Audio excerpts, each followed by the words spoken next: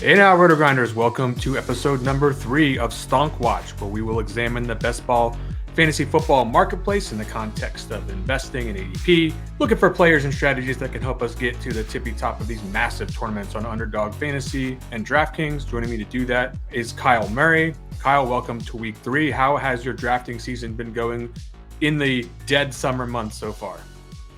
Yeah, it's been good. It's been fun seeing everyone in the Discord also be pretty active already, and I think that'll even improve over the next couple of months, which I'm really excited about. Obviously, been tilted by some snipes and whatnot. I had one draft I think on Tuesday morning where a guy literally took 6 or 7 picks from me throughout the draft, so that was fun, but part of the game, right? So hopefully it continues to go well, and hopefully we break down all of our awesome strategies and whatnot on the show. Yeah, I got sniped pretty much just before the draft or the show here with a Debo and Brandon Ayuk start that the guy took an unstacked Brock Purdy for me. That's always tilting. But we're going to talk about some of the reasons that some of these guys are going ahead and behind ADP as we jump in to the show right now. This week's our weekly topic is going to be on players and strategies that we're bullish on for the 2024 season. But before we do that, like I said, we're going to get into the ADP marketplace. And the first thing that I want to talk about here is Devontae Smith. We're going to start higher ADPs going down to lower ADPs. He's moving up, not a ton, but it's harder to move up when you're up this high in the draft, Kyle. So Devontae Smith, he's up almost 2 spots. And I think this is sort of following the trend of just wide receivers in general tend to be moving up across the board here. Are you buying or selling Devontae Smith as he moves closer to the top of the draft board?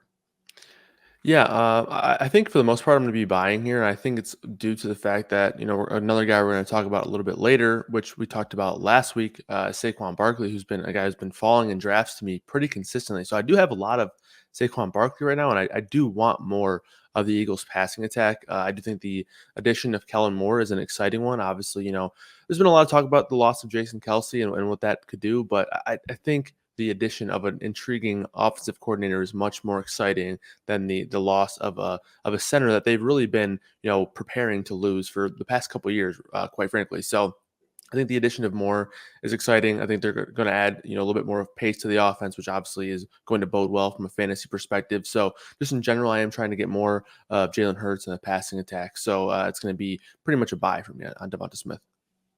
I think there are some players in the next couple of rounds following Smith where you can maybe recover some of what he brings to the table in terms of being a top wide receiver on a fairly consolidated offense and an efficient offense at that we expect big things from in 2024. But there are some options just down the board that I think you can replace if you did want to fade him and go for something that has maybe a little bit more upside, because as long as AJ Brown's healthy, I don't know that you're going to see the very peak of his production. Again, you can say that for pretty much everybody on the board. But I'm sort of with you here. I'm not overly buying Devontae Smith, albeit I'm not selling him completely. I'm going to have my shares for sure. Cooper Kupp, though, a little bit different story for me. I'm pretty bullish on this. He's up a spot to 29.5. So finally, I think people are starting to pick up on this. Maybe it's just a function of the wide receivers rising. Are you in or out on Cooper Kupp?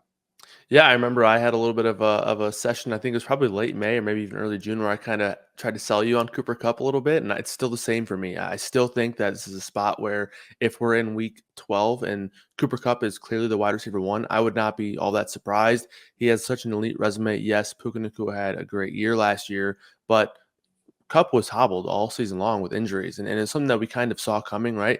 It was an offseason injury that bled over into the regular season, and he just really couldn't be healthy. And that lasted the entire season. And we've gotten several really strong reports on Kupp's health so far coming into this season. So if he can stay healthy, we know the rapport that Stafford and Kupp have. And if Cooper Kupp's the number 1 receiver, I would not be surprised, and I really would not be, surprised if we look back and think that, Kupp deserves the ADP that Puka has. And even if they both end up being really good, which I think is probably the more likely outcome, Cooper Kupp still has a ton of upside here for best ball purposes. So I think he's a really strong buy.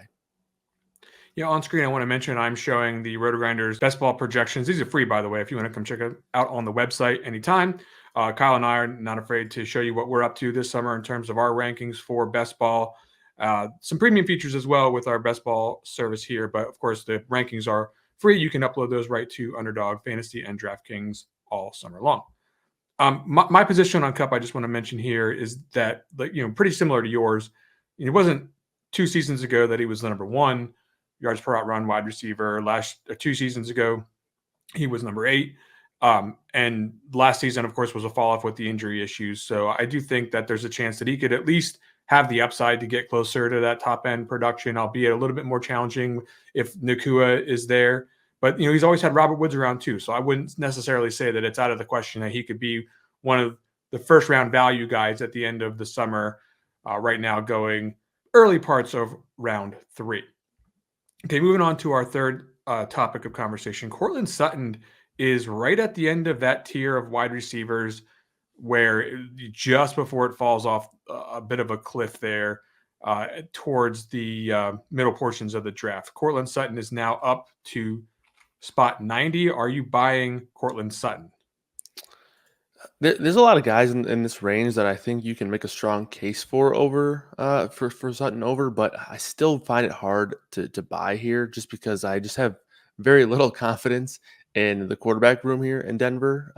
It sounds like it's going to be Bo Nix for the majority of the season, if not from week 1, but I really do think it's going to be quite a mess. And sure, I might be not giving Nix enough credit there, but I just don't have a ton of confidence in this Denver offensive scheme, and then obviously the quarterback room. But also there's going to be some young receivers that chip in. I think that there's some running backs that will pitch in the passing game as well. I do think they have a couple tight ends that can take some looks away from Sutton. So I think the role is going to be fine for Sutton. So there's not really a ton to deter me from drafting him there. It just simply comes down to efficiency and upside due to how bad I think this offense is going to be. So there's some running backs in this range, which it's kind of a not the strongest range. So I don't mind clicking Sutton here if he falls to you, but for example, Zamir White's in this range, Jonathan Brooks is in this range. So there's plenty of guys who I can easily draft over Courtland Sutton. So it's probably going to be a sell for me. I think I'm buying this simply because of the draft strategies involved here. I think if I'm looking to get a bunch of wide receivers, I don't like to leave the draft with less than, 7's the bare minimum. I usually like to try to aim for 8 at least. And if Sutton's not my 5th wide receiver, I like to have really throw wide receivers at that spot. You can play 4 in any given week, and I do love the idea of having an overpowering punishment on most weeks of wide receivers who could really get it done. I agree with you that drafting him on an inefficient offense is scary, but also you look at the people on this depth chart around him: Mims, Franklin, Josh Reynolds. These are not players that give me vibes of anything that could significantly deteriorate his role if he stays healthy, and that's something he's not been in recent seasons. Is healthy. He's also been saddled with Russell Wilson's declining play in recent seasons, so I'm more willing to take this out of necessity for my draft strategy than an absolute love of the Denver Broncos and Sutton for this season. Speaking of the AFC West, Joshua Palmer is also up a couple of spots to 105. Ladd McConkey in the last week has slipped just a spot down into the 70s. So do you think that people are starting to buy in a little bit more on Palmer, and are you one of those people?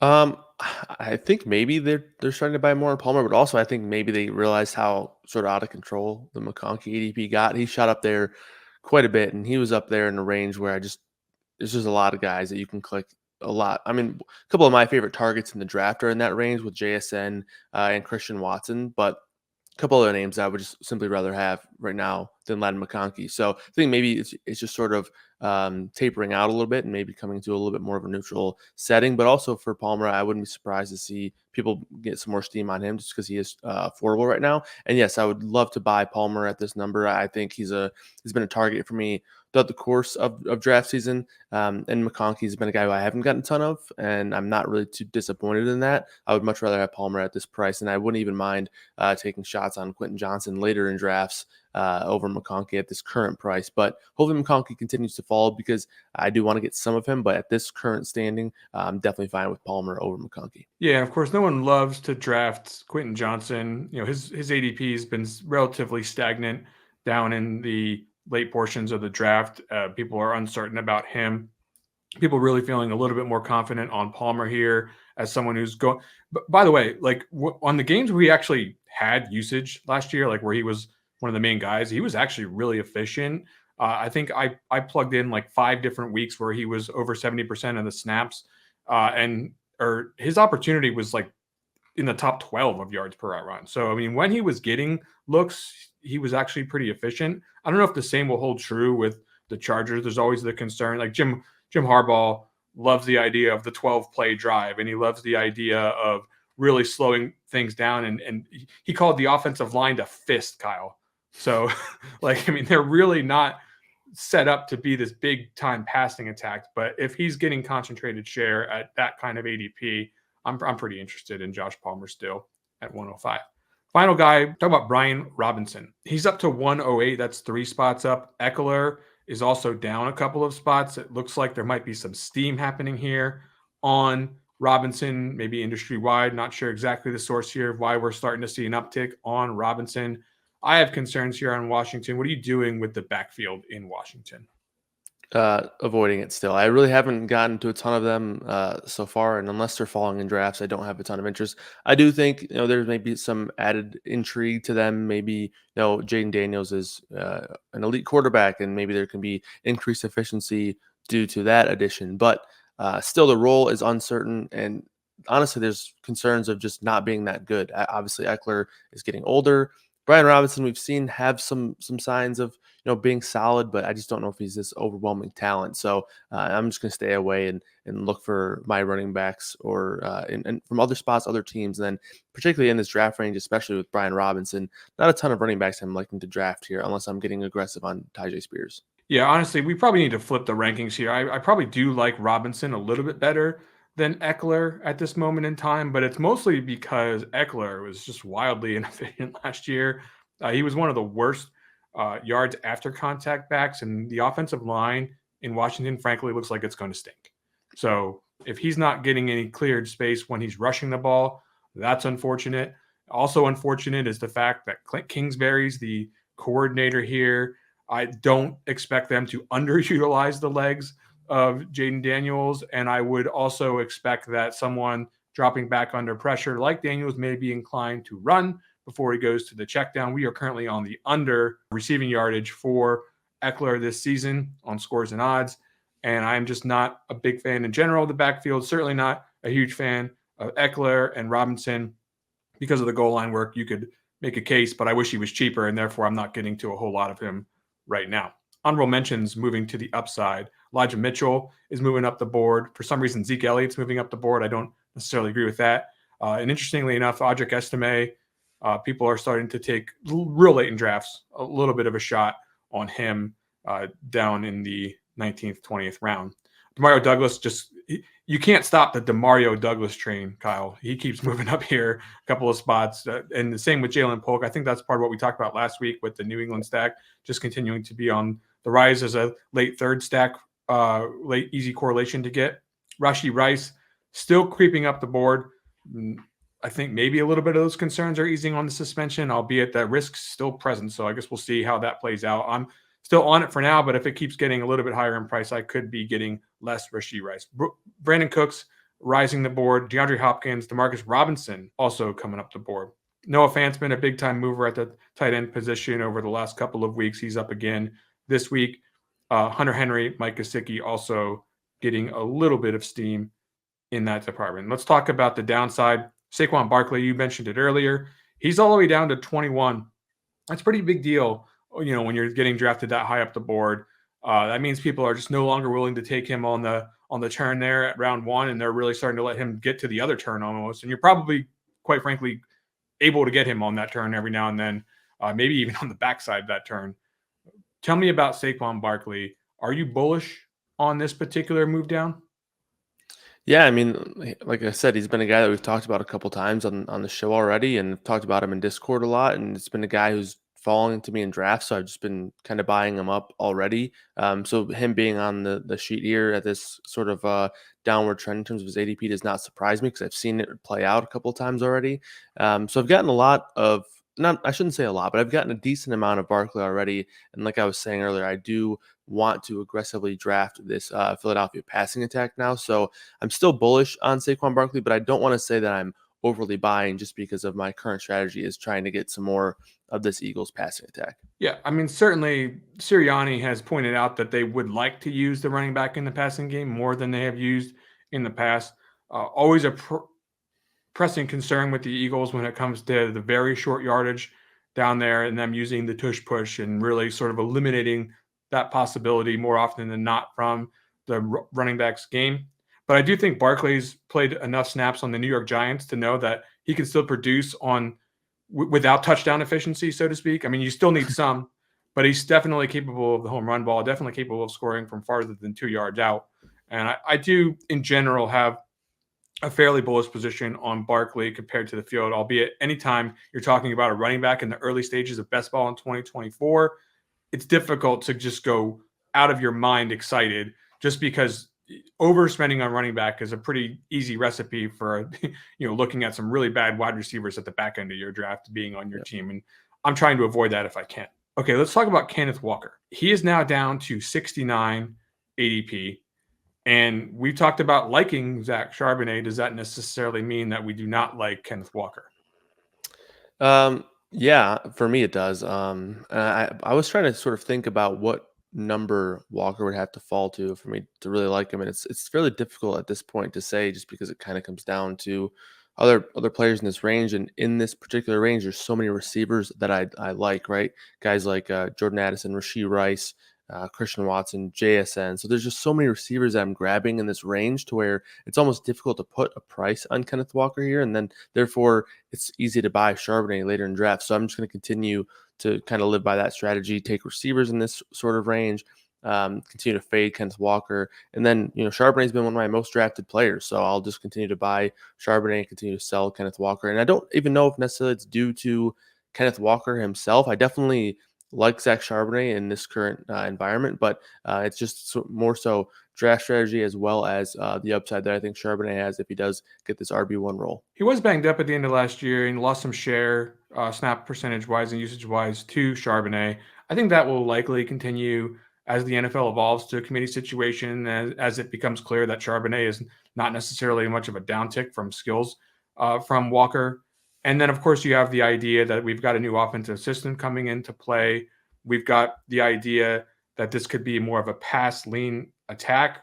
Walker had a fairly modest share as it stood in the passing game last season. And if that doesn't, if the coaches see Charbonnet as someone that they want to use in that respect again, then of course that could definitely be damaging to his stock. And at the end of the day, I just think this is more of a committee situation than the price tag seems to indicate. And that's why I'm not getting to a lot of Walker. I'm not like horrendously bearish on Walker, but I do think he might be overvalued here where he is going in drafts. Last situation I want to talk about on the downside, the Bears running backs seem to be falling a little bit. Khalil Herbert down 3 spots deep in the draft. Swift also not necessarily as bullish as people were getting on him. He's down a couple of spots too. Are you really going to be drafting Bears running backs this season, given their improvement in talent and their influx? Is this offense really going to sustain 4 or 5 pieces? Well, the thing is, I do think that the additions that they've made in the passing game could actually trickle down to help these running backs, especially in a best ball format where you can look for increased efficiency, you can look for more touchdown production. Swift is still sort of in a price range where it's difficult to draft him, but if he slides in drafts, I think it's still fine. And even if you get him at that 90 to 95 range, I still think it's fine. But I think Herbert and even Roschon Johnson later in drafts are still somewhat intriguing, just due to the fact that again, if injuries happen, if one of these guys is able to, I think it's pretty unlikely that they usurp Swift outright. But if, Swift's the guy who's dealt with injuries his entire career, if he gets banged up, or even if he just gets banged up a couple of weeks throughout the season, wouldn't be surprised to see Herbert or Roschon Johnson kind of have a couple of weeks where they're, working in that RB1 role. And that could be enough to pay off these price tags later on in drafts as is. Look, DeAndre Swift as a rusher is just not going to be in at the goal line. That's how I see it. Like, first of all, Caleb Williams isn't a nothing with his legs. So that's something that could continue to some degree, even though Fields is gone. The second thing that I want to talk about is the fact that after contact, Swift was horrendous last year, and he's been horrendous at the goal line and back to Detroit. He is not someone who's an efficient runner, especially not without a lot of space. And I do think that could be problematic for his fantasy value. And if he is not targeted highly in the passing game, which is significantly possible with the uptick in quality at the wide receiver position, I have some real concerns that he could be a real game changer. I certainly don't think he could be someone that could finish as like a round one talent, right? Like you would like to at least have that opportunity when you're taking someone. So at this area of the draft, like you said, I think there's alternatives that have higher upside than DeAndre Swift. I'm fading him harder than most. Let's get into the honorable mentions at the downside. CJ Stroud fell back a little bit, so I think maybe cooler heads have prevailed there. He was, certainly someone that was getting really high in draft stock, but it looks like even though he is falling, he's not falling quite as fast. He's coming into probably where he'll end up for most of the summer here. Josh Jacobs is continuing to fall. So is Alvin Kamara. I think people are really finding those to be qualified dead zone backs at this point in time. What remains to be seen how that's going to play out for everybody. Tyler Allgeier, Bucky Irving also falling down draft boards late. And then Tyrone Tracy, who was sort of in vogue as a deep shot running back for the Giants earlier in the summer. He's also losing a little bit of steam here. Training camp could do a lot to change that. Let's get into the wide receiver position where Keon Coleman still falling back. We talked about him last week. Rashad Bateman also falling down draft boards later in drafts. People have heard Tayshaun Gibson could still be not exactly left for dead on the Jets depth chart. So Malachi Corley continues to slip down the board. And Marvin Mims Jr., which honestly, why the hell is Marvin Mims Jr. dropping, Kyle? Because this continues to happen, and I'm still not seeing the reason that he should be like the dead last running, wide receiver on the Broncos depth chart. You got anything on Marvin Mims, quick? I think it's just more so the names that are options that could potentially kind of arise in this role. And I think Troy Franklin's got some steam after the draft. I think some people still are drafting Sutton, obviously in the top 100. So, and then just the lack of confidence in the Denver offense as a whole. So I think that's mainly the reasons why I would suggest that he's falling, but nothing really overly strong that I'm feeling. Weekly topic this week, Kyle. Bullish bets, players and teams that we want to go long on in 2024. We want to be over the field on these players. We want players in this category that can significantly outperform their price tag or think that they provide such upside on an already high price tag that it could become league winning in terms of its ability to propel us to victory. So let's start at the wide receiver position, Kyle. Among the round 2 to 4 wide receivers, let's face it, like I think there's going to be a lot of differences made in our wide receiver drafts here in terms of our choices and our selections. We want to probably have our favorites picked out, the ones we want to be over positioned on. Who is it for you? When rounds 2 to 4, keep in mind, everyone knows to draft Tyreek Hill, right? Everyone wants to draft CeeDee Lamb. We get it. Rounds 2 to 4, who are your bullish bets for 2024? Yeah, honestly, there's a ton of names that I could, bang my fist on the table for and get excited about. So I don't want to go, make the list too long, but the top 2 that stand out are guys that I think have just massive week-to-week upside.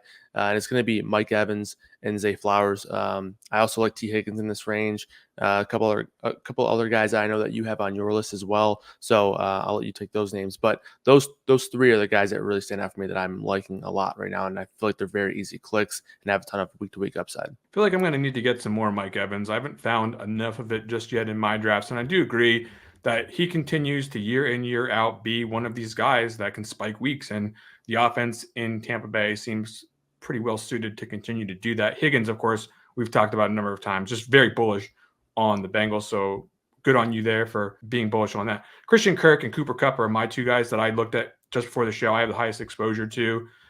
Kupp we just talked about, and Christian Kirk's on the Jacksonville offense that just seems pretty well suited and primed to be in a pass-heavy situation in 2024, and Kirk doesn't have a whole ton of target competition around him.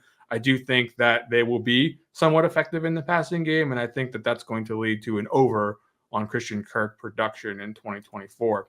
Now let's move on to the running back position. This time we'll stick to rounds 7 to 14 because I think the key rounds for wide receiver were those early rounds. I think the key rounds for running back are going to be in this round 7 to 14 middle section here. Where are your bullish bets in 2024 at the running back position, round 7 to 14? I know it's a wide range, but I think the players are fairly similar getting deep into that range. Yeah, honestly, I was looking for some names to maybe dabble around that are new that we haven't talked about yet because we have touched on running backs last week and even a little bit in the first episode, but it's going to be a lot of the same guys for me. But I just still really like them a ton here. Tajay Spears is a guy that we've kind of hyped up a lot throughout the first 2 episodes of the show, and I'm going to continue to do so. I like him quite a bit. Charbonnet, who we've already touched on today, is going to be the second option for me, and then I'll round it out with Rico Dowdle. You touched on earlier that Ezekiel Elliott is seeing his ADP go up. I will be totally fine with drafting Rico Dowdle over Ezekiel Elliott. Sure, Elliott's probably the favorite to get the goal line work, but we just saw a lot of dustiness from Elliott last year, so I'm fine with banking on Rico Dowdle maybe being the more exciting player in this offense. Yeah, and I won't overly dwell on Tyson Chandler just below these guys as someone we've talked about in previous episodes, but I will say that I think the difference between him and Aaron Jones right now is one of the best values in drafts. I do think that this is, pretty similar to that Chicago situation. Definitely more of a committee than people are making it out to be. I love Aaron Jones, and I've always loved Aaron Jones, but I think until coaches start to love Aaron Jones more, I'm really going to have a hard time not waiting on Tyson Chandler as opposed to clicking on Aaron Jones. So I'm very, very bullish on all the names you mentioned, and in addition, Tyson Chandler, I think, is somebody that we can really use to bolster our particular zero and hero running back teams down at the back end and give us a real shot to have super teams. Okay, tight end position. This is a challenging spot, I think, in the draft this year, because if you spend early for the tight end, you're going to be giving yourself a hamstring on one of the other positions. But at the same time, there really isn't a more clear gap between like the top players and the bottom players in the draft than at the tight end position, because there are some really strong names at the top. So I'm giving you the choice of the whole board, Kyle. Give me the bullish bet that you are making in 2024 at the tight end position. Yeah, I will say, the way that we're framing the question, I think it is easier to get heavy exposure or to be, more bullish on guys later in the draft, just because it's you're not spending as much on them. But for guys that I'm most confident on and wanting to get heavy exposure to and be bullish on, one, it's Dalton Kincaid. I think I would not be surprised at all if he finishes as tight end 1, and where he's getting drafted right now, I don't think really matches up with his particular upside in terms of his value compared to some other tight ends above him. And then I'll go right behind him, Kyle Pitts, who I think I'm honestly thought we would see more of a spike for Kyle Pitts in terms of ADP, but he's leveled out sort of here in this range. So Pitts, I like. I think his week-to-week upside is going to be very, very high this season with the new offense and with Kirk Cousins. So I'll go with those two guys right in the middle, tight end 5 and tight end 6 right now, Kincaid and Pitts. Can't hate on that. I'm certainly trying to get to Pitts myself. Evan Ingram is the name that I'm going to throw out here as somebody I'm super bullish on right now. Who's the possession receiver for the Jaguars right now, Kyle, on a team that's going to have to pass? Is it Kirk? Maybe.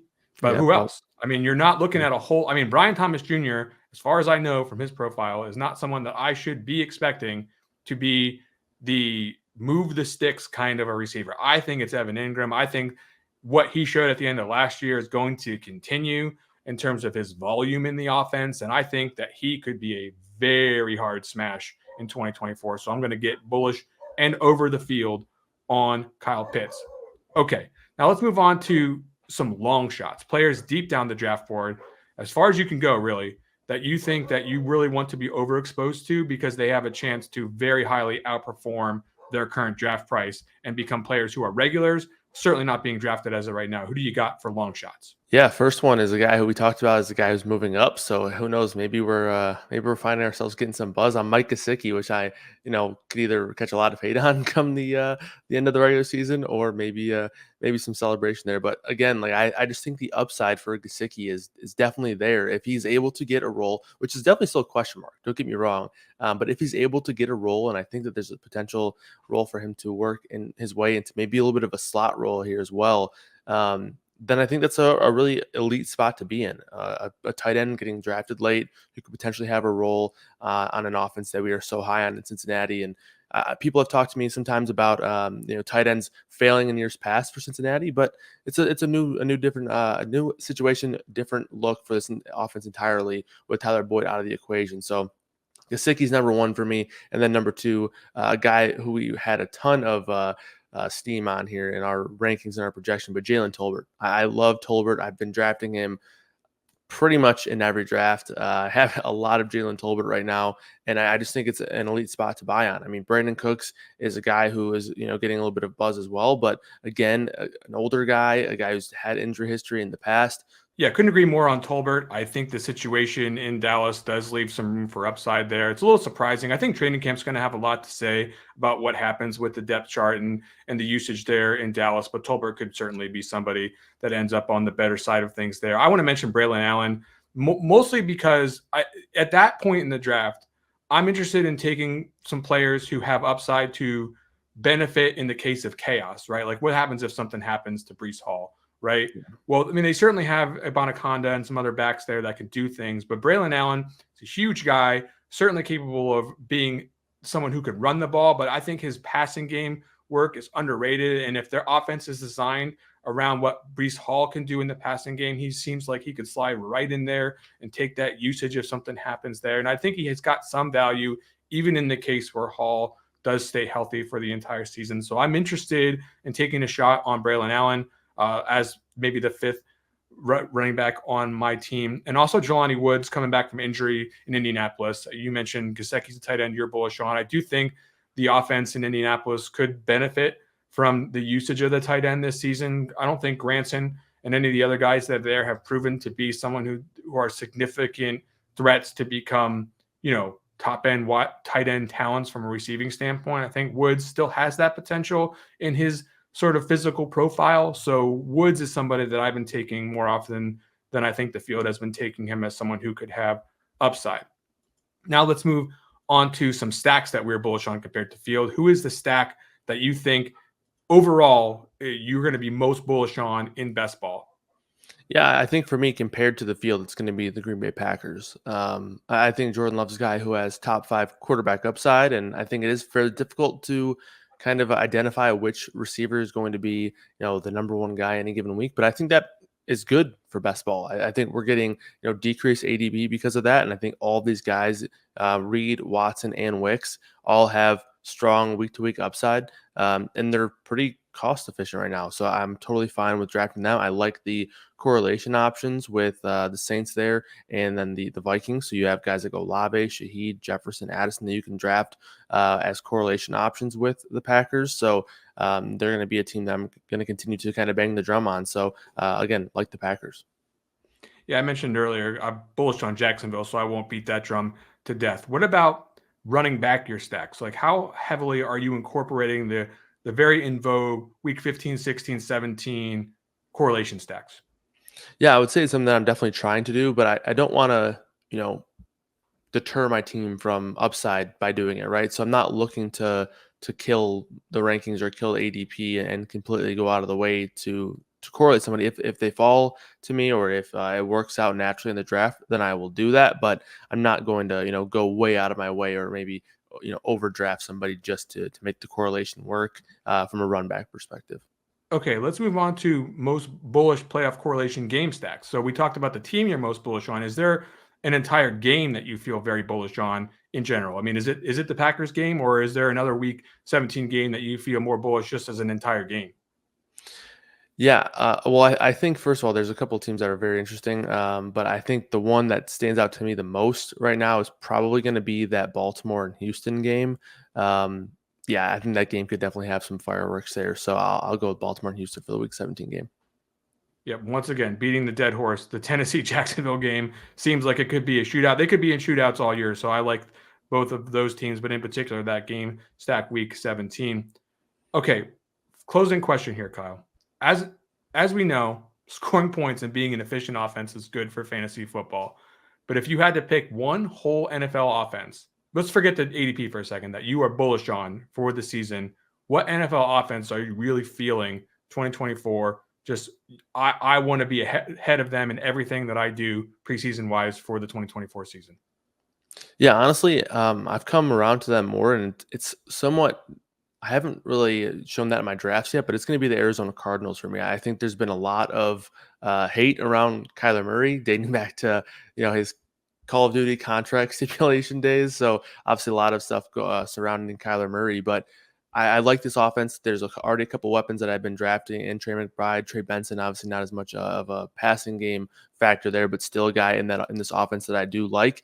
Their playoff matchups are incredible, Carolina and the Rams there. So I think that could be also an intriguing kind of factor here for Arizona. And overall, I think it's just a spot where Kyler Murray coming another year off of the ACL injury, where he's healthier, potentially able to run a little bit more. So I'm going to go with Arizona here. Folks, that's going to do it for episode number 3 of Stonk Watch. Best of luck in your best ball contest until we meet again. For Kyle Murray, I'm Chris Gimino. We'll be back soon.